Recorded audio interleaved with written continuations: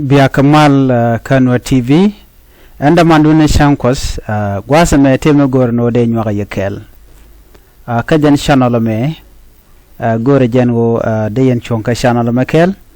kajan channel me netin bukon ka LinkedIn bukon rach no ka Thok Naath la Nuer language bukon ngij bukon atup la education ka bukon Larry ki news ni bukon ka LinkedIn ka bukon lang bana ka LinkedIn ka bukon ten kon lat ko rodi re dwaran kon wer bukon ka LinkedIn ba mukujile laram jidid gwasa me gorjen o jender chonkel ka channel me men bianga je longa jen gwasa me wi mondana meni wa jek information bumelong ajan kuna le lawdul gor ka jamo una gwar ko ba information ba ko ngach miter information telate de rodian dak murai kon ga ku information de korai ke ku data la data ken ka ngwane ti sha lat gwa skill dundo kan kare ala ken no de ka kul ngaje no ku ngune la ka shwal kan no data are rough materials that do not make any sense but ticketing no kadi chare leka antam dong di ju ke research no jin where be data and buko collect kan data to toni katin kon kulo gor gonre ko ken mishi kulo no yo be nyur tin kan data ne be kan yo be ka binare mishi ka hare nya gwa kwana ke dong shai ju no jin where gor pegnat mendi woni dangdi gadi re wujamo no bi ngaje no tin ci ko lekan ya chwala ka data mishi ku be nyur be kulo nyo binare ko ne man ya man ku ko collect ci galat gwa skele lo kene kada ka kore be kula daga no de gade ka pegne de mende ka pegne de wonde ka pegne no mishi ngaji yo ashika ko ngaje gwano shi ko arenya changla jile tije no kana me lude nungu abil loiran ba kulo no mo mishal ke information ala rach so information ka jowde men jowde wajana ke data ne to converted.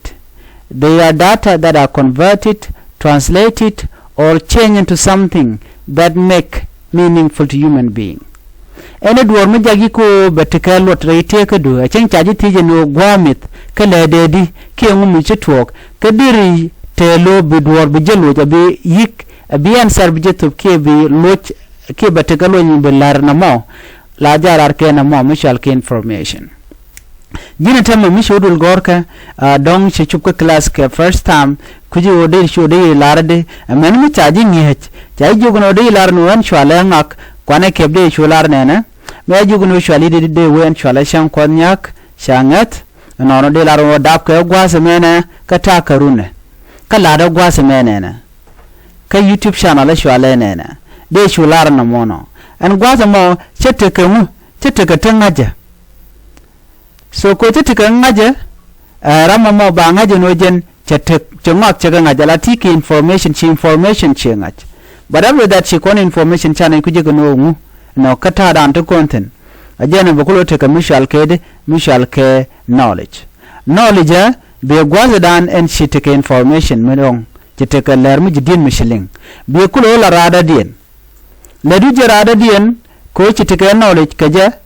no ba kula ronga go mo jen take experience so experience jen kwala cholo knowledge on after you collect the data you convert the data and then those data become information after you analyze the information and that information it will come as knowledge to you mishi go take experience tena no mo by ngaje no ngak ngaje na menena so go kuje mo we more information me gor ken ode ling ne ideal she method immediate ene ramu nago be information be jejek ana gore jeno betin kona lat kentama wi mon be ngaje no ko nguni information e ngum go ken kaje ki leri ki raini ngum de lar no go ken kaje bararo de tikar wade anto anwo ngum gore ko de tike YouTube channel ngum gore no be ni kana ngum gore no ba ngach ko mena ikon ke kwi channel tin kona channel ke YouTube ke social media chiran ke lebang lebi ke ko jinti ke information mugure je bi pass mi balig ne ko ken barare bian be jo lok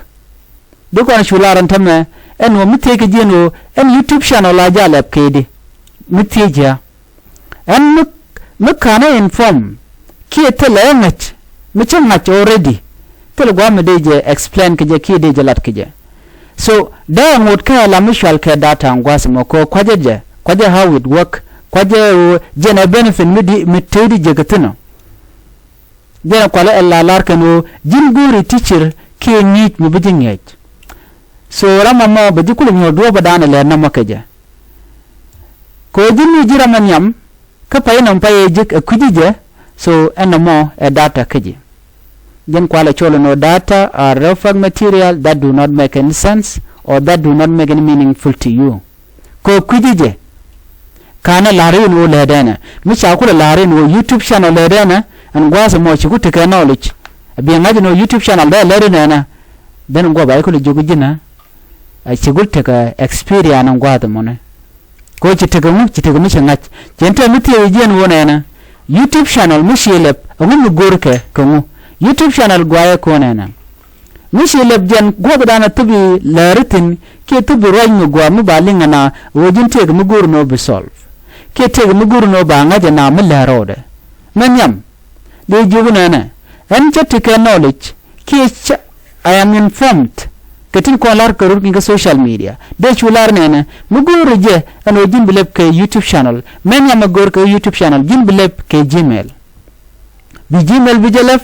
mi ci Gmail ci le bangwas mo bi te ke email mi ba ja jake roi ni keja so bi ngajata kam mu de jag roi ni keja o ram ke le to god nanan ke de jak roch ke mi gor la letter de jak email so mi ci ngajano email ci lon ke lef alo ngi lar le email kaje den boko mu da dien gwaya kan goro de video de ja upload de je kula upload di jira mo bode ro do nyoko mu teje ro do jiro teje okay enta ke email but kwaje do badana de video de ja upload kaje mi jaga ko din tama boko YouTube boko YouTube studio an gwasamo bayi jogono jin ku channel ku je create na bi channel bi je ku create bi should be la rage ala should dan show channel kan gwasamo bi video dum nyam bi je show upload den na bi nyoko mutiji nyoko no ka mu use YouTube kaje o YouTube take mi je katan kenyam akan nuni ambi ko ngaje gwano en wonena YouTube chere ka class mala to ka grade 1 grade 2 grade 3 abuna ka 12 ke boka university no bi ngaje no take criteria ne ki requirement ni to gore kaje mi kene ka content ngwasamo sibi wo woniam so jin gore information so information abangach gor ka jen go jin betekane di shop ke kit te biji gor shwal ka ke subscriber ramchi subscribe ko ji ramachi dinok somebody mishiji jigno jin useful ke video no ke content that you are creating they are educational adira radin dere look be chura ma na ganyinka be ji chutwa nya gwata mo bram be chwarandu any video silado baja jeke banushi woko ledi information to chigo ke ler to leverage teaching to share educational to tell me jaga and gwata maramo baje ban pen be jogo to changingu shaga look ban subscribe kaje so jen ta danen te YouTube channel kaje ka kora mishi ngaje no la video and leverage and then be ngaje no okay go jen what the benefit namala kula to gwaga nti YouTube che yuko ngaje no jina okay you are somebody mugoro black jen company right so kuje mo jin bi ngaje no gor kaji kinungwan te shalo watch hour kinette kinungwan tane kin dangwan te ba video ku ba gwi keje ka kor ka mi yo shika fulfill gan to ba chu chol ka YouTube partner bi jin chwaram kel mi ba nok a company ko jin useful cha jin nok te ka community share ala ka gwa and then from there by show allow so ka criteria and to ka ritini ka ka YouTube na me jin mu kan informed ke kan jogono la al ken shi de mo ngati so ku jamo jin ko dan la jogono ne information gwa yelong leri ke roine ka tungnat ka dilat ka kon ko de kon liang de kon nge de kon te kon lat ka rodien de kon kangach ane biya kamal kan TV enda manunu chen kodnyak gorjen wo biya sala me biya support ki biya chonga jakel ena bana nyogo jigum radio chuche projen wojin video tin ko ken nying lere educational ki nying ni tin kon de jilwak gorno biga jege jen channel me biya te kamal na bye bye chuche projen wojin bi notification bell bi try ko bi rwandi ti bi kan chamala shub ko je kwa dan pa ka larich biata mal bye bye